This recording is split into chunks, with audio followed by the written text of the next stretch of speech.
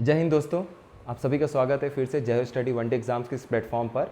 और कल एक वीडियो सिर्फ बिहार पे मैंने बीच में ले आया था क्योंकि बहुत सारे कैंडिडेट्स की रिक्वेस्ट थी, और आगे भी 2-3 वीडियो इस तरीके के बीच में आप लोगों को मिल जाएंगे।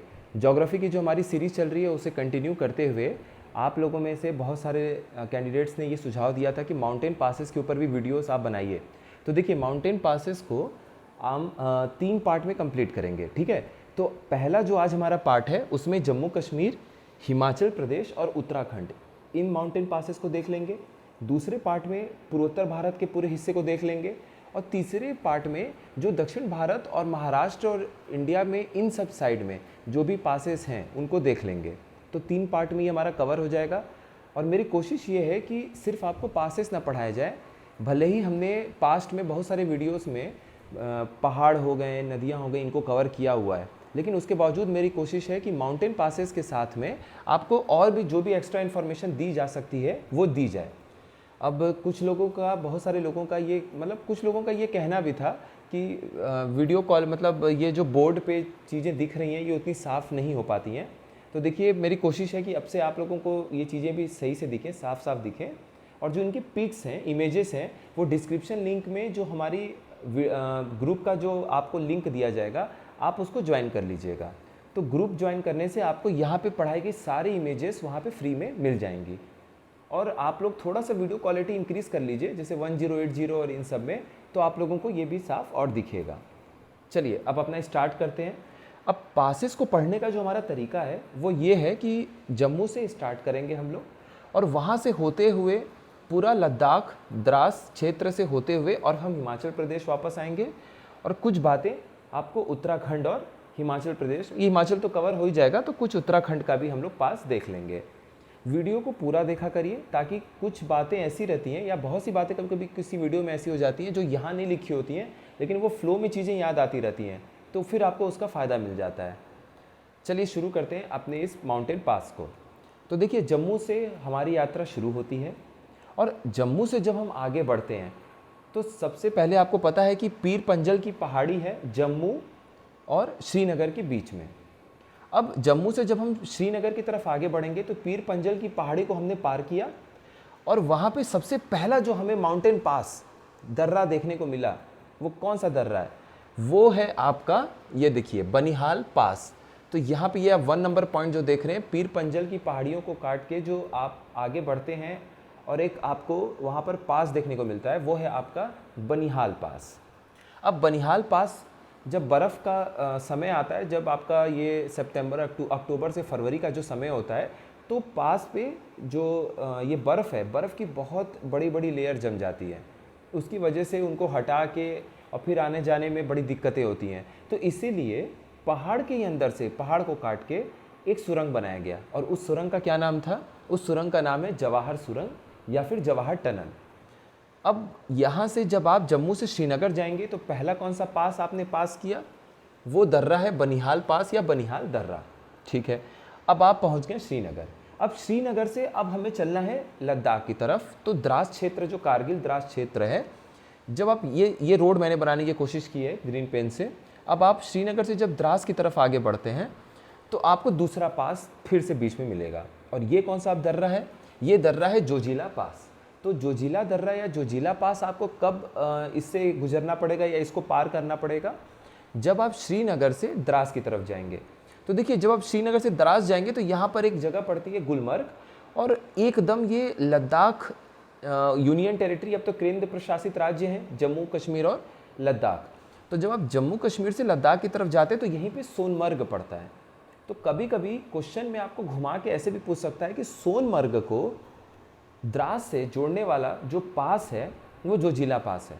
तो ऐसे भी याद रखिएगा, क्योंकि हो सकता है हम हमेशा इस तरह से पढ़ते हो कि श्रीनगर से द्रास क्षेत्र या श्रीनगर से लद्दाख को जोड़ने वाला या लेह को जोड़ने वाला जो, या लेह छोड़िए, लद्दाख केंद्र प्रशासित राज्य को जोड़ने वाला जो दर्रा है वो हमें पता है कि जोजिला है। लेकिन क्वेश्चन घुमा के ऐसे भी दे सकता है कि सोनमर्ग से द्रास क्षेत्र को ज्वाइन करने वाला या जोड़ने वाला जो दर्रा है वो आपका कौन सा दर्रा है? जोजिला है। तो ये भी आंसर सही होगा। अब आप पहुंच गए यहाँ पर। अब आप थोड़ा सा और अंदर चलिए। जब आप और अंदर जाएंगे तो अब देखिए, लेह के पास आप पहुंच गए। लेह से जब आप आगे बढ़ेंगे ऊपर, कहाँ, सियाचिन ग्लेशियर की तरफ, तो जब सियाचिन ग्लेशियर की तरफ आप बढ़ेंगे तो यहाँ पर आपको दो घाटियाँ देखने को मिलेंगी, दो नदियों के नाम पर पड़ा हुआ है। कौन कौन सी? श्योक घाटी, श्योक नदी के नाम पे, और दूसरा कौन सा है? दूसरा वो नदी है जो आपकी सियाचिन ग्लेशियर से निकली है, नुब्रा नदी। तो नुब्रा नदी के नाम पे कौन सी घाटी हो गई? नुब्रा घाटी हो गई। तो यहाँ पर देखिए ये मैंने लिखा हुआ है कि ये हो गई आपकी नुब्रा घाटी, ये रही नुब्रा घाटी, और ये जो आप देख रहे हैं रेड में ये है श्योक वैली या फिर श्योक घाटी। अब यहाँ पे जब आप जाएंगे तो अब देखिए मैंने यहाँ पे रिवर भी थोड़ा बना दिया ताकि आपका एक रिवीजन हो जाए। तो यहाँ पर आप देख रहे हैं श्योक नदी आ रही है। अब श्योक नदी कौन से ग्लेशियर से निकली है? तो रेमो ग्लेशियर से निकली है। और नुब्रा नदी कौन से ग्लेशियर से निकली है? तो वो आपका सियाचिन ग्लेशियर से निकली है। ठीक है, तो जब आप लेह से होते हुए ये इन घाटियों तक जाने की कोशिश करते हैं तो कौन सा अब पास आपको गुजरना पड़ता है, किस दर्रे से आपको गुजरना पड़ता है? तो वो है खारदुंगला। तो खारदुंगला पास किसको किसको ज्वाइन किया? लेह को ज्वाइन किया, किसके साथ? श्योक और आपका नुब्रा घाटी के साथ में। ठीक है, तो सियाचिन ग्लेशियर अगर आप कभी भी लेह लद्दाख से होते हुए जा रहे हैं तो खारदुंग दर्रा या खारदुंगला पास को पार करना पड़ेगा आपको। ठीक है, अब आप लेह से पैंगोंग झील की तरफ चलिए।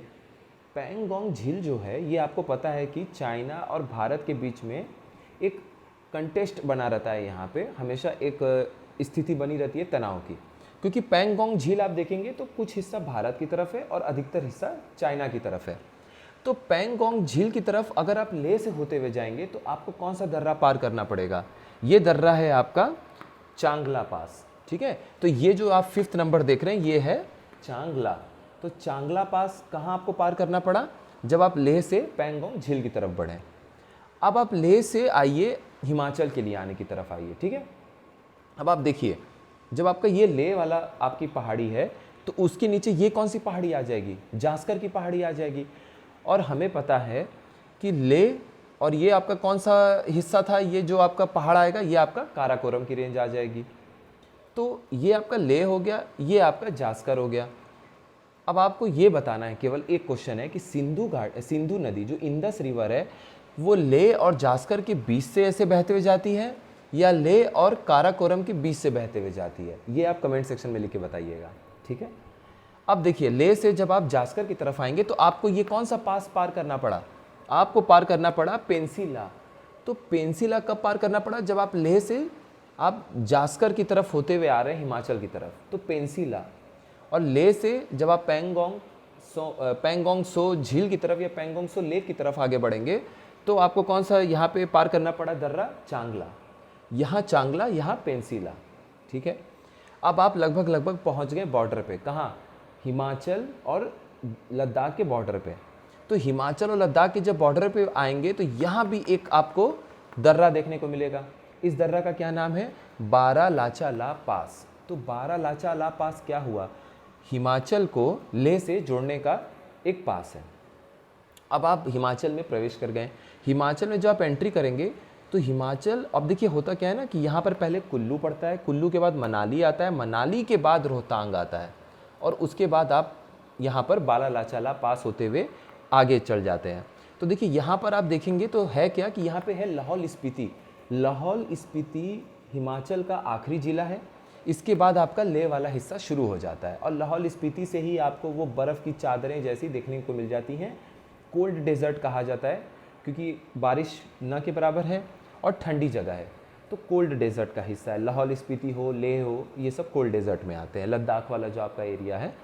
तो अब आप यहाँ देखिए 7th नंबर। तो 7th नंबर क्या है? बारालाचा। बारालाचा किसको जोड़ रहा है? लाहौल स्पीति को लेह से जोड़ रहा है। ठीक, तो लाहौल स्पीति यहाँ हो गया। अब आप और पहले आएंगे तो मनाली, कुल्लू। तो अब ये कौन सा आपको दर्रा देखने को मिला? रोहतांग दर्रा। तो रोहतांग दर्रा ने क्या किया? या तो आप बोल दीजिए कि कुल्लू से होते हुए हमें लाहौल स्पीति जाना हो, या कुल्लू के बाद मनाली पड़ता है तो एक ऑप्शन में दे सकता है कि मनाली से होते हुए हमें कहाँ जाना हो? लाहौल स्पीति जाना हो। तो अगर आपको कुल्लू से लाहौल स्पीति जाना हो या आपको मनाली से लाहौल स्पीति जाना हो तो कौन सा दर्रा आप पार करेंगे? रोहतांग पास पार करेंगे। और इसी रोहतांग दर्रे के पास से एक नदी निकलती है। कौन सी नदी निकलती है? चेनाब नदी निकलती है। और जब आप कुल्लू के पास आएंगे नीचे तो कुल्लू के पास से लगभग 2 नदियाँ निकलती हैं। कौन कौन सी नदी निकलती है? एक रावी नदी निकलती है, एक आपकी ब्यास निकलती है। ब्यास जाके उसके बाद फिर सतलज में मिल जाती हैं और चेनाब और रावी आगे जाके पाकिस्तान में मिल जाती हैं। अब आप एक बार सिंधु नदी का जो मैंने वीडियो बनाया था उसको अच्छे से देख लीजिएगा, क्योंकि यही फ़ायदा होता है।